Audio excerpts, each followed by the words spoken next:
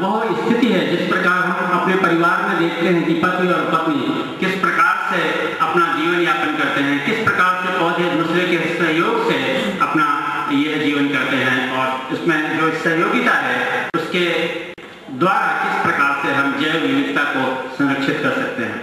बदलते हुए पर्यावरण में पौधों के रखरखाव में परिवर्तन आज चिंता का विषय बने हुए हैं। एवी फ्रैंक नामक वनस्पतिज्ञ ने 1885 में माइकोराइजा शब्द का प्रयोग किया, लेकिन दुर्भाग्य का विषय है कि पिछले 100 वर्षों में हम कुछ अधिक प्रयास नहीं कर सके।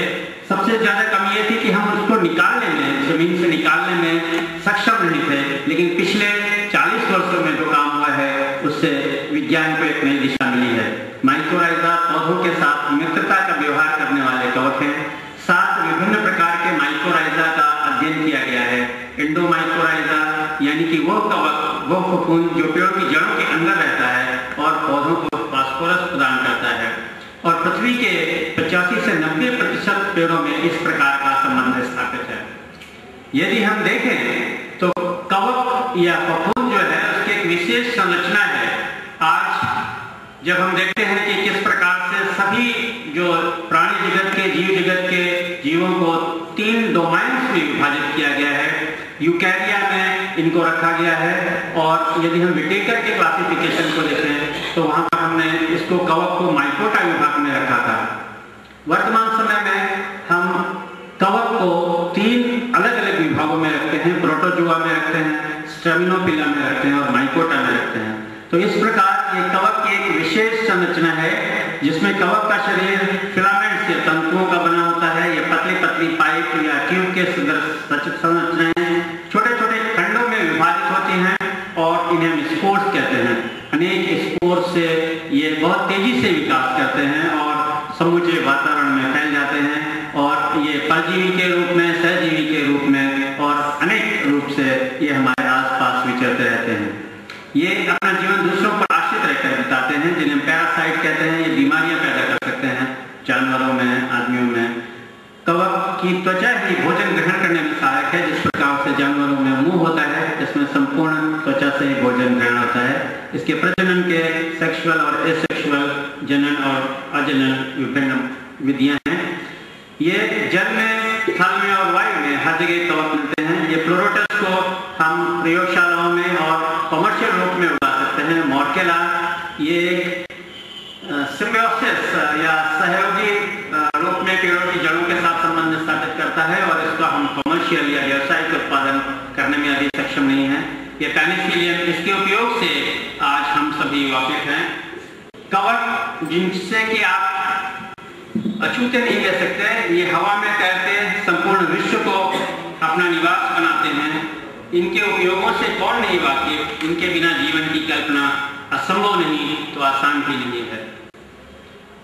कवक के कई उपयोग हैं, जिसमें से अल्कोहल बनाने की क्रिया, वर्षों पूर्व और मिस्र और दूसरी सभ्यताओं में भी अल्कोहल बनाने की बात आती है। पाव रोटी और ब्रेड बनाने में इसका उपयोग होता है। पेनिसिलिन जो दवा है उनके, और इस तरीके से ये अनेक रूप में, और यहाँ पर जो मैं विस्तार रूप से जिसकी विवेचना कर रहा हूँ वो मिट्टी की उर्वरता बढ़ाने में भी कवक का उपयोग कर रहे हैं। ये बोलिटस है, मशरूम की भांति का एक अच्छा स्वाद भोजन है, और ये पॉइजनस मशरूम्स हैं। अमानिटा है जो कि बिर्च और केदारनाथ, बद्रीनाथ के पहाड़ियों में, ये भी जो है वो दूसरे पेड़ों के सहयोग से उगता है और पॉइजनस जहरीला मशरूम है। और ये एगेरिकस बायोस्पोरस जिसका कि कमर्शियल रूप से हम कल्टीवेशन कर रहे हैं।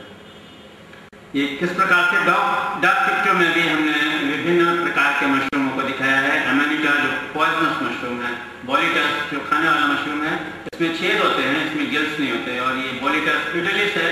ये प्रजाति आज विलुप्त होने के कगार पर है। कभी कभी होता है कि हम किसी भी जमीन पर एक मशरूम देखते हैं और उसके कई सालों बाद हमको ये मशरूम उसी जमीन पर दिखाई देता है, क्योंकि इसके जो बीजों की आयु है वो 50 साल 60 साल हो सकती है। तो उसी जमीन पर वो स्पोर्स पड़े जाते हैं और हमको अगले साल ही, जिस प्रकार से कि घास के बीज अगले साल उगाते हैं, ये मशरूम हो सकता है 40-50 साल बाद उस जगह पर हमको दिखाई दे। तो ये बहुत सारे जो मशरूम हैं वो एक्टोमाइकोराइजा या पेड़ों के बाह्य आवरण बनाते हैं और पेड़ों को भोजन पहुंचाते हैं। कवक जो है वो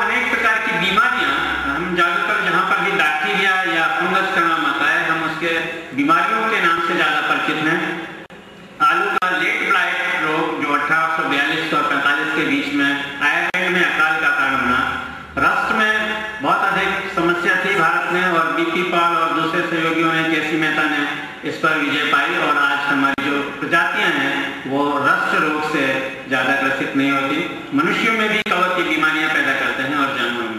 ये कुछ स्पोर हैं, ये लेट ब्लाइट फाइटोप्थोरा के स्पोर्स हैं, ये कर्टोट्राइटम फ्यूजेरियम के स्पोर्स हैं और नीचे कर्टोट्राइटम के स्पोर हैं। तो ये विभिन्न जो बीमारियां हैं उसके करने में सहायक है। पौधों का अध्ययन हेनरिच एंटोन डी बेरी ने किया और उनको हम आधुनिक पादप रोग विज्ञान का पितामह कहते हैं। आयरलैंड में आलू की बीमारी का उन्होंने पता लगाया। पहले उसको बोट्राइटिस इंटेस्टान्स का नाम दिया गया था, जिसको कि फाइटोप्थोरा इंटेस्टान्स कहा। ये टमाटर में फाइटोप्थोरा की बीमारी है और केले में बीमारी। तो इस प्रकार से जो पौधों में बीमारियां हैं वो कवक या ककून के द्वारा होती हैं और इसको उपयोग में भी लाया जा सकता है। माइकोराइजा इसके उपयोग का उदाहरण है। इस शब्द का प्रयोग 1885 जैसे कि मैंने बताया वैज्ञानिक फ्रैंक ने किया और 85 से 90% वनस्पतियों की जड़ों में ये माइकोराइजा संलग्न होता है। ये पौधों की वृद्धि करते हैं। जिस प्रकार से आपको ज्ञात है नाइट्रोजन, फास्फोरस और पोटेशियम तीन जो तत्व पौधे की वृद्धि के लिए चाहिए, इसमें से फास्फोरस की वृद्धि जो है वो ये कवर करते हैं। पौधों की जड़ों में भोजन और पानी पहुंचाना होता है। ये पौधे के मूल रोम करते हैं, लेकिन जो एक्टोमाइकोराइजा होता है उसके मूल रोम खत्म हो जाते हैं और जो माइकोराइजा से ही पौधों में पानी पहुंचता है। ये मशरूम्स हैं, किस प्रकार पेड़ों के नीचे उगते रहते हैं। वनों में माइकोराइजा का महत्व बताया गया है। फ्रांस के वनों में सिट्रस एटलांटिका नामक वृक्षों में ट्राइकोलोमा ट्राइडेंशियम नामक एक्टोमाइकोराइजा मशरूम पाया गया। फ्रांस में ट्राइकोलोमा टेरियम और ट्यूबर एल्बाइडम मशरूम पाया जाता है। यूएसए में पिसोलिथस एराइजस और थिलोफेरा टेरेस्ट्रिस और वैकेरिया नामक मशरूम पाए जाते हैं।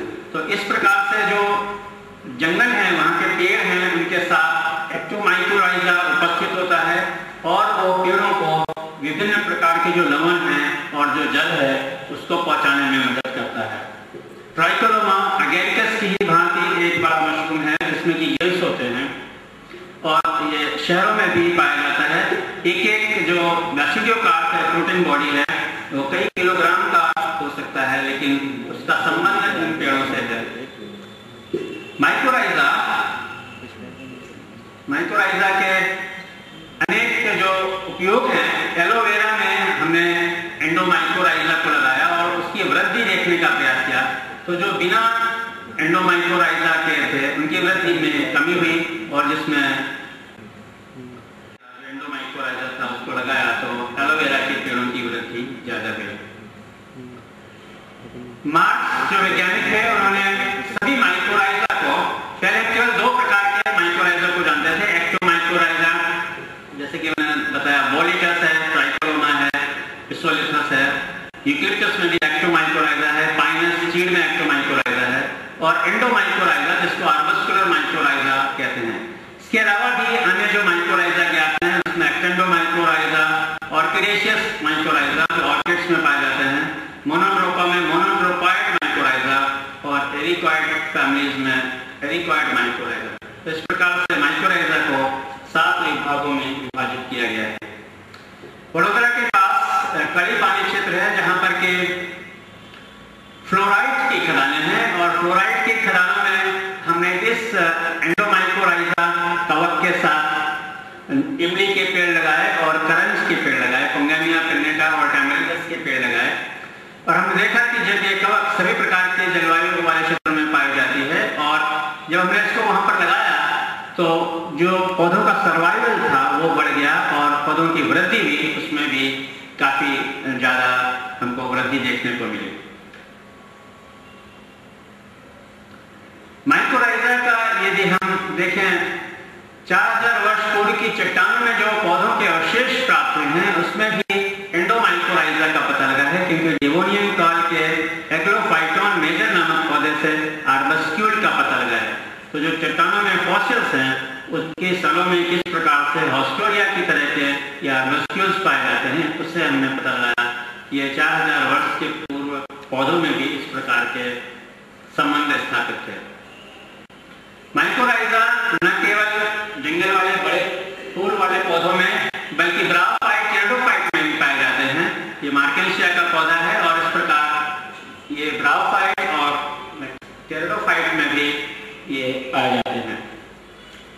एक्टोमाइकोराइजा में किस प्रकार से जड़ों के बाहर आप देख सकते हैं तंतु जो है वो माइकोराइजा के, और इसका सबसे बड़ा फायदा यह होता है कि जब पेड़ों की जड़ें पानी या लवण खींचती हैं तो उसके मूल रोम कुछ ही सेंटीमीटर के दायरे से ही केवल भोजन ग्रहण कर सकते हैं, जबकि ये कवक जो जाल है वो कई मीटर दूर तक फैला होता है, और फिर ये कवक जाल कॉर्टेक्स के अंदर इस तरीके से ये हार्टिक नेट बनाता है, और ये हार्टिक नेट जो है वो सभी जो लवण हैं जो दूर दूर से अवशोषित किए गए हैं उसको पेड़ को प्रदान करता है।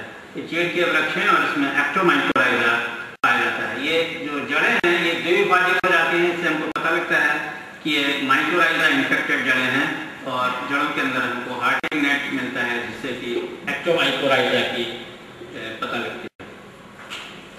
ऑर्किडेशियस माइकोराइजा में जो बीज होते हैं उसमें भोजन नहीं होता, उसमें एंडोस्पर्म नहीं होता, और एम्ब्रियो को बढ़ने के लिए माइकोराइजा या कवक की जरूरत पड़ती है, और वहाँ पर ये उसकी जड़ों में पेल्टून्स बनाते हैं और उसकी जड़ों को भोजन पहुँचाते हैं, जिस प्रकार से ऑर्किड्स जो है वो अपना भोजन ग्रहण करते हैं और वृद्धि करते हैं।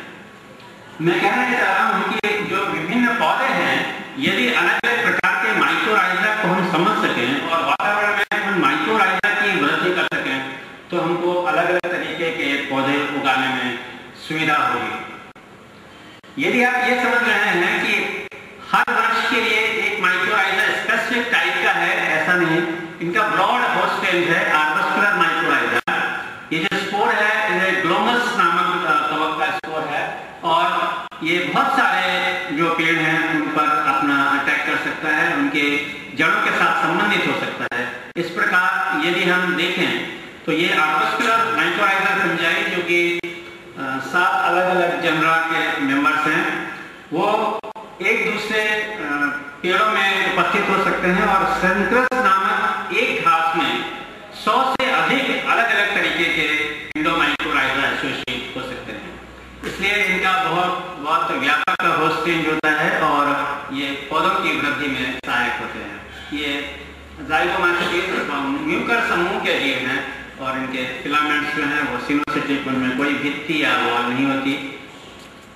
पीछे से एंडोमाइकोराइजा या आर्बस्कुलर माइकोराइजा को पहचानने के लिए हम जिन चीजों का उपयोग करते हैं उसमें है स्पोर का साइज क्या है, स्पोर की माप क्या है, स्पोर कितनी दीवारों का बना है, कितनी उसकी भित्तियां हैं, 1 वॉल है, 2 वॉल है, 3 वॉल है, स्पोर की दीवार की मोटाई क्या है, और स्पोर जो है वो किस तरीके से फिलामेंट्स के साथ लगा हुआ है, और स्पोर जो है वो किस प्रकार से रिप्रोड्यूस करता है, किस प्रकार से वो जनन करता है और डिवाइड होता है।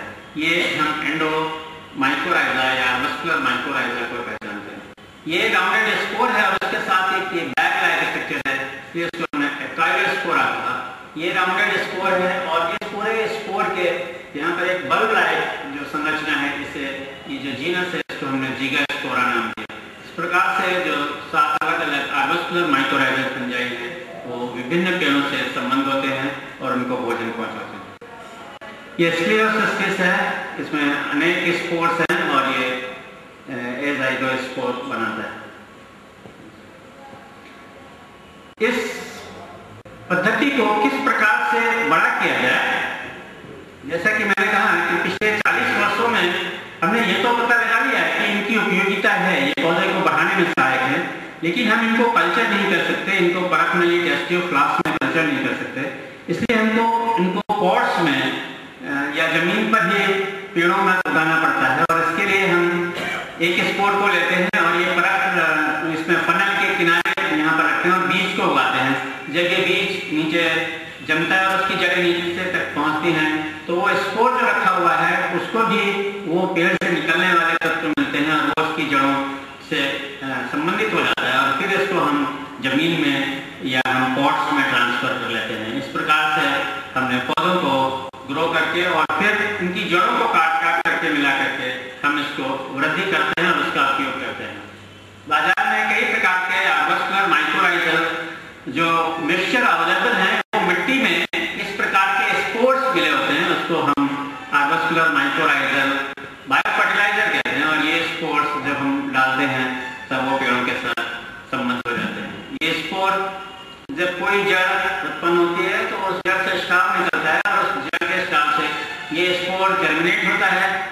हुई जड़ में एपिस्टोडियम के साथ अंदर आर्बस्क्यूल्स जो होते हैं वो उनकी जो भित्ति होती है वो पतली होती है और वो भोजन को ट्रांसफर करती है। पौधे से ये कार्बन लेता है अथवा खाना लेता है और जो सभी जो माइसीलियम से इकट्ठा होता है वो पानी और जो न्यूट्रिशन है, जो लवण है, वो सभी पेड़ों को मिलती है। इस प्रकार से ये जो कार्यशैली है इसकी आर्बस्कुलर माइकोराइजल फंजाई की जमीन में चलती रहती है।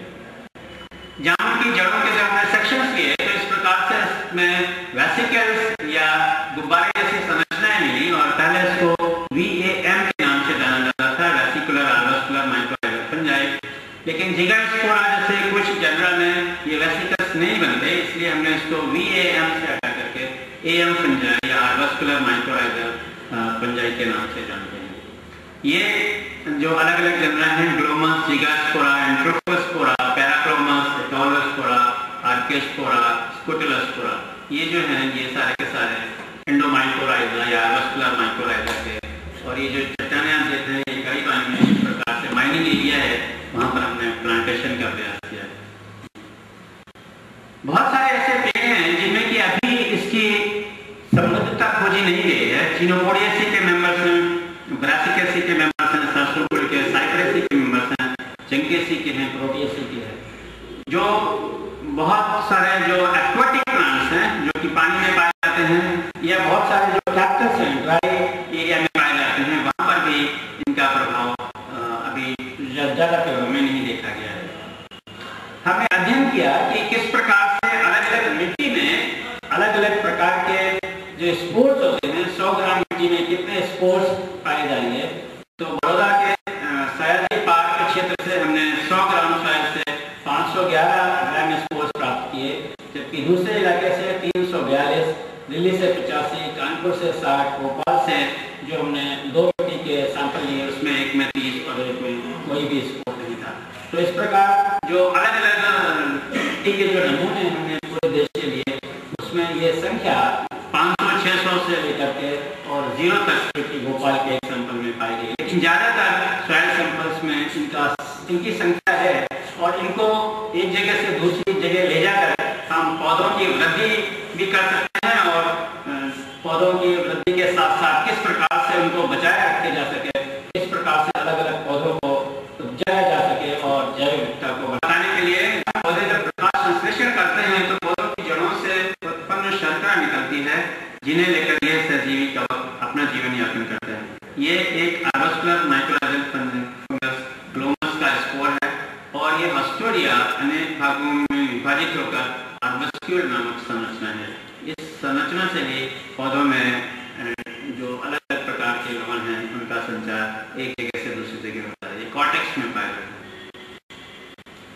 ये 75 दिनों में हमने देखा कि किस प्रकार से अरंड या कैस्टर की जड़ों को ये GCH वैरायटी 4 में, जिसमें कि हमने आर्बस्कुलर माइकोराइजल कवक नहीं डाला उसकी जगह, और जिसमें हमने आर्बस्कुलर माइकोराइजल फंजाई डाला उसकी, तो ये जो जड़ों की वृद्धि है उसको आप साफ देख सकते हैं कि किस प्रकार से ये प्रभावित करती है। ये इमली के पेड़ों में जब हमने आर्बस्कुलर माइकोराइजल फंगस को डाला, जो ब्लू कलर का है उसको कंट्रोल से दिखाया गया और जो पीले रंग की लाइन है वो आर्बस्कुलर माइकोराइजल फंजाई है। तो इस प्रकार आप देखेंगे कि इसमें 75 दिनों के बाद में जो 7.8 ग्राम ये ड्राई वेट हमको प्राप्त हुआ, जो कि 6 ग्राम बिना आर्बस्कुलर माइकोराइजल फंगस को डाले हुए थे। जो फूल है वो तो अपनी सुंदरता बिखेरते हैं, लेकिन उन फूलों की सुंदरता को कायम रखने के लिए हमें अभी बहुत कुछ करना है और मैं समझता हूँ कि ये कार्यशाला सहयोगी होगी और हमारे बहुत सारे जो युवा साथी हैं वो इस कार्य को और आगे लेंगे और देखेंगे कि इस प्रकार के फूल जो कैक्टस के फूल हैं जगह जगह मुस्कुरा सके। ये पौधे को एक गमले में लगाया गया है जिसको हम बोनसाई कहते हैं, और यहाँ पर भी हमने आर्बस्कुलर माइकोराइजा का प्रयोग किया और इस प्रकार से संतरों की जो संख्या है और संतरे और नाशपाती जो है वो अधिक संख्या में आ सकते हैं। जो दवाओं वाले पौधे हैं उन पर भी प्रयोग किए जा रहे हैं। और ये एस्परेगस डेंसिफोरा है, शतावरी, जो कि 100 बीमारियों को दूर करने का गुण रखता है। और जब वहाँ पर भी हमने आर्बोस्कुलर माइकोराइजल फंजाई को डाला तो उसकी जड़ों में काफी वृद्धि हुई और जो पौधे हैं वो तेजी से बढ़े। यदि हम अलग अलग पौधों को देखें तो उसके साथ जो संलग्न आर्बोस्कुलर माइकोराइजल फंगस हैं उनकी किस्म भी अलग अलग होती है। ये ब्लूमिया अलाटा है, इसके साथ ग्लोमस मैक्रोकार्पम और ग्लोमस एग्रीगेटम, इस प्रकार के हमको स्पोर्स इसके साथ में मिले। जबकि हम बबूल को देखें, बबूल के पेड़ के साथ हमको जिगरस्पोरा, ग्लोमस इंट्रारेडिसेस और ग्लोमस मोजे, तो अलग अलग पेड़ों के साथ अलग अलग प्रकार के जो आर्बोस्कुलर माइकोराइजल फंजाई हैं वो एसोसिएटेड हो सकते हैं और वो पौधों को लाभ पहुंचाते हैं। पौधों में इनकी संख्या भी अलग अलग हो सकती है। उदाहरण के तौर पर बबूल में यदि हम देखें तो 100 ग्राम मिट्टी में 110 स्पोर पाए गए, जबकि हेट्रोपोगान नामक पेड़ में 35 स्पोर पाए गए। घास के एक पेड़ की जड़ों से 60 स्पोर पाए गए और एस्ट्रेसी के एक पेड़ लूनिया से 26 स्पोर पाए गए। तो मिट्टी में कितने स्पोर होंगे ये भी निश्चित करता है कि किस प्रकार का पेड़ है और उससे कितने एक्सीडेंट्स निकल रहे हैं और वो दवा के लिए लाभकारी हैं अथवा नहीं। ये बड़ौदा के पास पावागढ़ जगह है जहाँ पर कि एक जंगल जैसा वातावरण है और मिट्टी में बहुत सारे वहाँ से उस प्रकार के निकाले हैं। माइकोराइजा दूसरी प्रकार से भी पौधों की रक्षा करता है। ये पौधों को रोगों से बचाता है। जब हमें विभिन्न रसायनों के उपयोग से बचाना चाहते हो और पर्यावरण को प्रदूषण से बचाना चाहते हो तब हमें किस प्रकार से अदर अल्टरनेटिव रिसोर्सेज की जरूरत पड़ती है। और ये ऑर्गेनिक फर्टिलाइजर, बायो फर्टिलाइजर और इस प्रकार के जो उपयोग हैं वो इंटीग्रेटेड पेस्ट मैनेजमेंट का एक जीता जागता उदाहरण है। यदि हम देखें कि किस प्रकार से ये पौधों को बीमारी से बचाता है तो हम पाएंगे कि पौधों की जड़ों के अंदर श्वसन का दर बढ़ जाता है।